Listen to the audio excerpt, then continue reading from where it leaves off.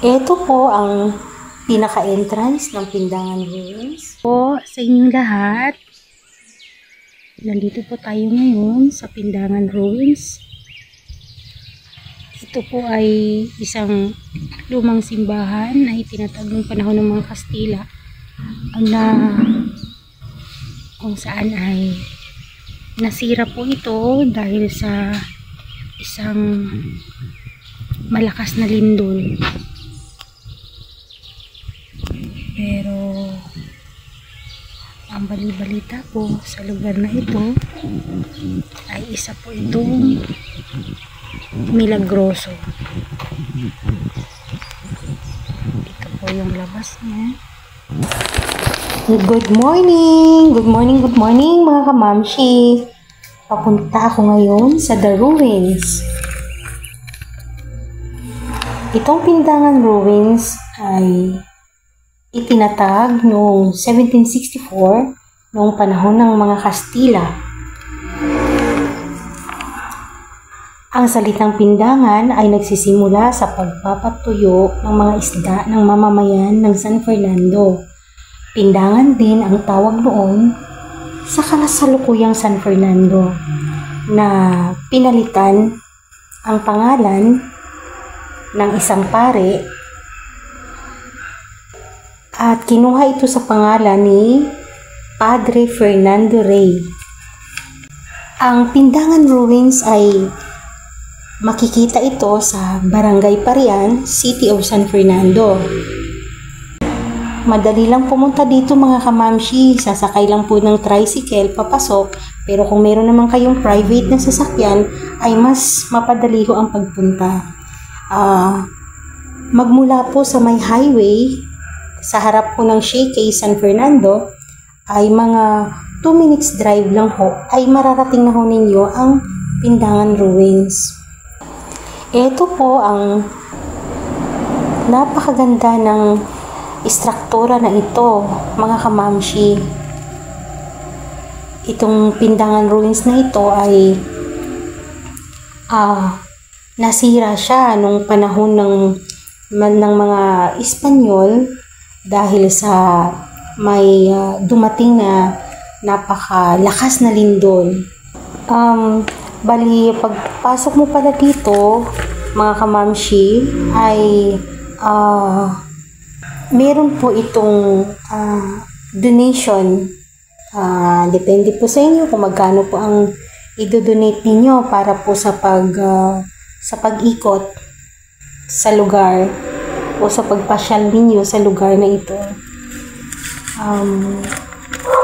Sa kasalukuyan ho ay meron na rin hong bagong simbahan sa katabi nitong The Ruins na itinayo. At hindi pa rin ito dinidevelop ng gobyerno ng San Fernando.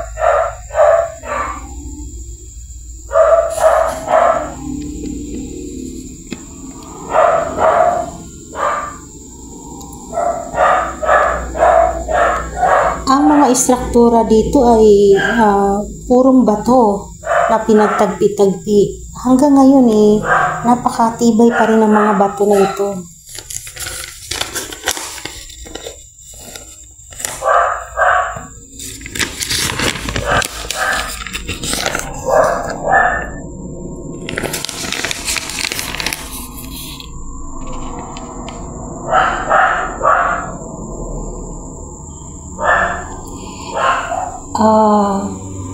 Meron silang lumang balon dito na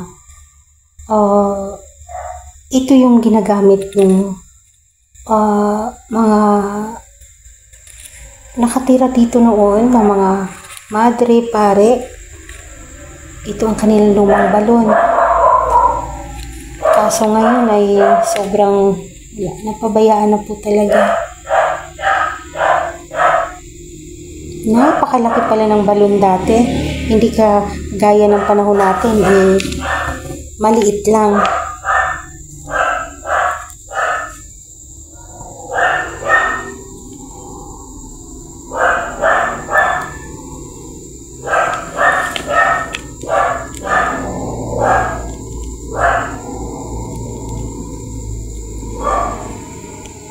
Sabi-sabi po sa mga kwento na itong mga santo na ito ay napaka-milagroso na kung mayroon ka daw gustong hilingin ay matutupad. Basta taimtim ang iyong pananalangin o pagdasal at may pananampalataya.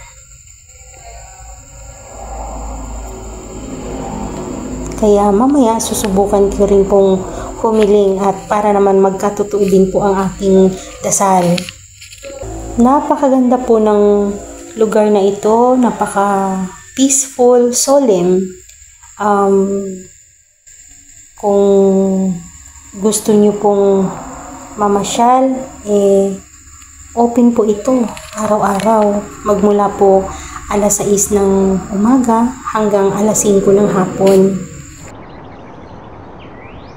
Panindigan Ruins, a historical tourist spot popular in La Union, Philippines.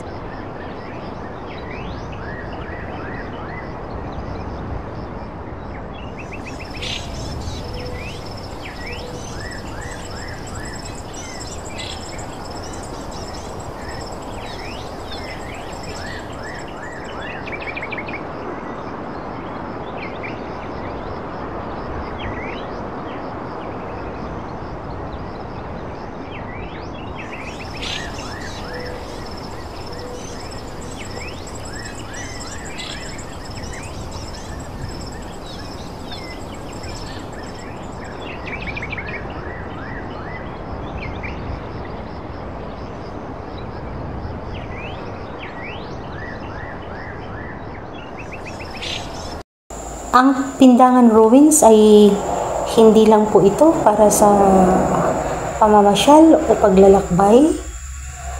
Isa rin po itong ang edukasyon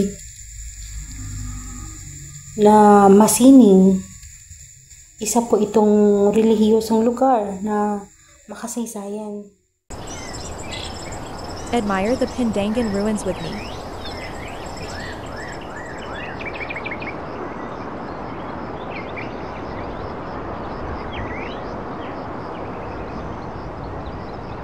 Come and see the historical ruins of the Church and take a sneak peek in the Philippine history.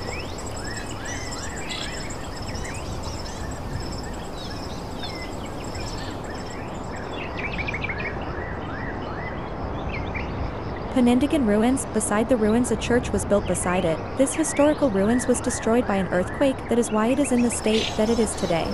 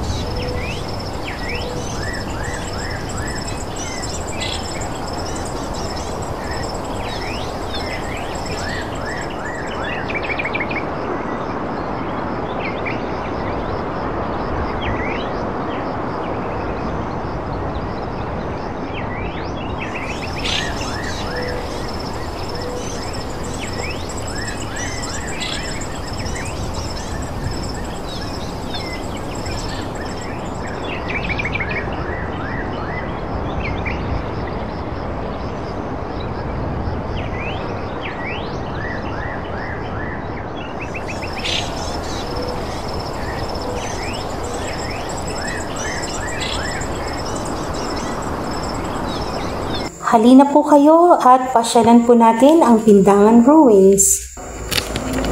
Good luck po mga kamamshi!